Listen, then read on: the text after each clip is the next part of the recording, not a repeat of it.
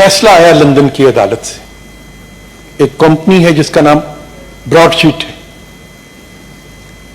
Broadsheet company London की अदालत में जाती है और वो ये कहती है कि मुशर्रफ साहब के जमाने में उसको जिम्मेदारी सौंपी गई थी कि वो सियासतदानों के लंदन में मौजूद असासे तलाश करे और उसके बदले में उसको मुआवजा मिलेगा।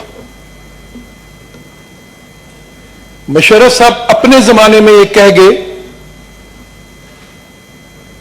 कि कंपनी अपने काम में नाकाम हो गई, वो किसी सियासतदान का कोई असासा तलाश नहीं कर सकी। ये मुशर्रफ साहब ने अपने जमाने में फैसला किया और ऑन रिकॉर्ड ये फैसला हुआ। 2003 में गालबन ये फैसला होता है और उस कंपनी से कॉन्ट्रैक्ट को खत्म कर दिया जाता है। जनाबे वाला, वो कंपनी अदालत में चली जाती और अदालत में जाके अपने मुआवजे की तलब के लिए मुकदमा दर्ज कराती है। वो ये कहती है कि अगर पाकिस्तान उसका मुआवजा उसको अदा नहीं करेगा तो या तो एवन फील्ड के 4 फ्लैट्स उसको दे दिए जाएं, क्योंकि वो हुकूमत पाकिस्तान की मलकियतें बकौल उसके कि वो पाकिस्तान की लूटी हुई दौलत से बने। ये वो कंपनी ने कहा अदालत में चल के कि 4 फ्लैट्स मुझे दे दिए जाएं। पाकिस्तान क्रिकेट टीम पर पाबंदी लगा दी जाए। पाकिस्तान के अकाउंट में जो पैसे, पाकिस्तान क्रिकेट टीम क्रिकेट खेलने गई हुई थी वहां पे, उन्होंने कहा यह भी पाकिस्तान का असास है, यह भी हमें दे दो। पाकिस्तान के जो बैंकों में पैसे हैं वो भी हमें दे दो, और दूसरे एसेट्स जो हैं पाकिस्तान के वो भी हमें दे दो। ये मुकदमा लेके वो अदालत में जाती है। अदालत ने क्या फैसला किया? अदालत ने कहा कि आप एवन फील्ड की तरफ नजर उठा के भी नहीं देख सकते। ये अदालत का फैसला लिखा हुआ मौजूद है जनाब कि ये फ्लैट हुकूमत पाकिस्तान के नहीं है, तुम्हारे इस दावे को तस्लीम नहीं किया जा सकता। लिहाजा नवाज शरीफ तो सच्चा साबित हुआ, उस कंपनी को वो फ्लैट नहीं दिए गए, लेकिन हुकूमत पाकिस्तान के जो पैसे यूके के बैंकों में मौजूद थे उनको जब्त करने का हुक्म दिया गया और कहा गया कि कंपनी को अदायगी की जाए। लिहाजा कंपनी को अदायगी की गई 27-28 मिलियन पाउंड्स। जनाबे वाला, ये कोई जो फीसें दी गई हैं वकला को मुकदमा लड़ने के दौरान, जो उनके क्लेम्स थे, वो इन सबको अगर जमा किया जाए तो वो कुछ 700 करोड़ पाकिस्तानी रुपया बनता है। 700 करोड़ पाकिस्तानी रुपया, जो मुशर्रफ की हमाकत और इमरान खान के झूठे इल्जामात की वजह से पाकिस्तान को एक ऐसी कंपनी को अदा करना पड़ा जिसको गालिबन दुनिया का कोई दूसरा मुल्क हायर करने को तैयार नहीं था, कि वो लिक्विडेट हो रही थी, वो कंपनी लिक्विडेट हो रही थी। 700 करोड़ रुपया। जनाब, क्या उस 700 करोड़ रुपए से मेरे बच्चों के लिए स्कूल नहीं बन सकते थे? क्या उस 700 करोड़ रुपए से मेरे गरीब वालदैन जो हैं उनको दवाइयां मुयस्सर नहीं की जा सकती थी? क्या उस 700 करोड़ रुपए से पाकिस्तान में आटे और चीनी की कीमतों को नीचे लाने में मदद नहीं की जा सकती थी? आपने सिर्फ सियासी इंतकाम की खातिर कि किसी तरीके से नवाज शरीफ से सियासी इंतकाम ले लिया जाए, किसी तरीके से आसिफ जरदारी को गलत साबित कर दिया जाए, किसी तरीके से पाकिस्तान मुस्लिम लीग को, पाकिस्तान पीपल्स पार्टी को, मौलाना फजलुर रहमान को अवाम की नजरों में गिरा दिया जाए, करोड़ों रुपया उसके लिए खर्च करना पड़ जाए। अल्हम्दुलिल्लाह वो नैब नहीं थी जहां पे लोगों को ब्लैकमेल करके उनकी वीडियोस दिखा के फैसले करा लिए जाते हैं। इसलिए वहां पे इंसाफ हुआ और आपको जुर्माना अदा करना पड़ा, और मजीद जुर्माने आपको अदा करने पड़ेंगे, मजीद जुर्माने अदा करने पड़ेंगे आपको। तो सुरखरू कौन हुआ? जिसे सादक और अमीन का सर्टिफिकेट दिया सुप्रीम कोर्ट ऑफ पाकिस्तान के साबिक जज निसार साहब ने, یا سرخرو وہ ہوا جسے نااہل قرار دے کے پاکستان کی سیاست سے باہر رکھنے کی کوشش کی جا رہی ہے. اور آج بھی کیا رویہ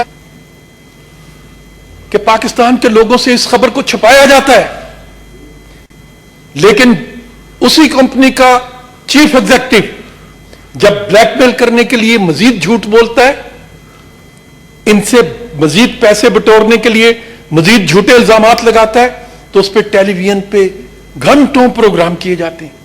اور خود اس کمپنی کے بارے میں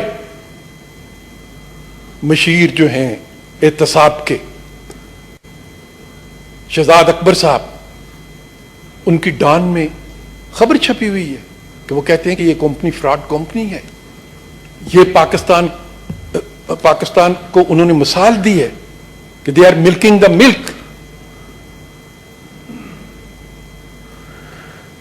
تو یہ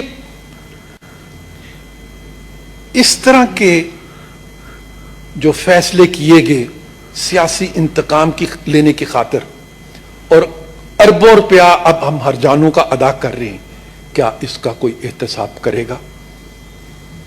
کوئی ہے جو سوال اٹھائے گا نیب کے چیئرمین صاحب سے؟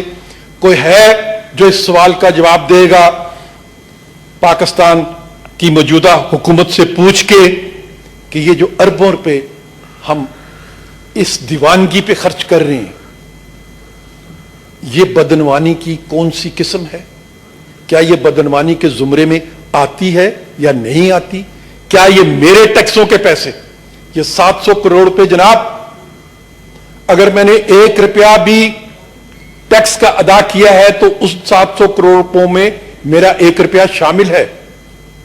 جناب والا, آپ کی تنخواہ سے جو ٹیکس کٹتا ہے وہ بھی ان 700 کروڑ روپوں میں شامل ہے. میرا غریب موٹر سائیکل پر پھرنے والا جب پیٹرول کا 1 لیٹر خریدتا ہے وہ بھی ان 700 کروڑ روپوں میں کنٹریبیوٹ کرتا ہے. تو یہ آپ نے ہم غریبوں کے 700 کروڑ روپے ادا کر دیے جی. کیا آپ پوچھیں گے, کسی سے پوچھیں گے کہ یہ بدعنوانی کس نے کی, کون کون اس میں حصے دار ہے, اور اس کا بھی کسی سے کوئی جواب لیا جائے گا؟ اگر آج نہیں تو کل لیا جائے گا. جناب والا, جناب والا,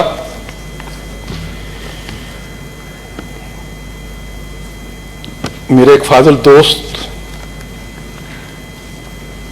فرما رہے تھے کہ 70 سالوں میں یہ پہلی ان کی حکومت ہے جس نے پاکستان میں کسی بڑے ڈیم پر کام شروع کیا ہے.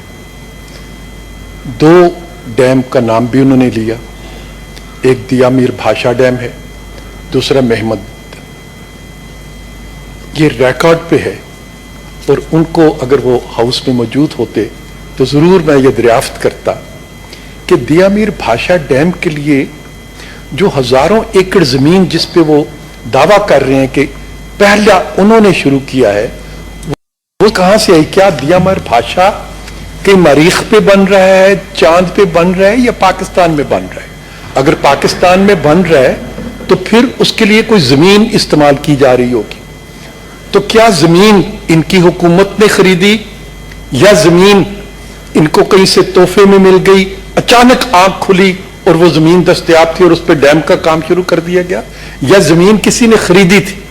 اگر زمین کسی نے خریدی تھی, اس کی پیمنٹ کی تھی, تو پھر یہ کریڈٹ بند کو شروع کرنے کا اسی کو جائے گا. اور جناب والا, میں یہ اعتراف کرتا ہوں کہ اس زمین کی خریداری کا کام پاکستان پیپلز پارٹی کے زمانے سے شروع ہوا اور پاکستان مسلم لیگ نون کے زمانے میں تکمیل تک پہنچا.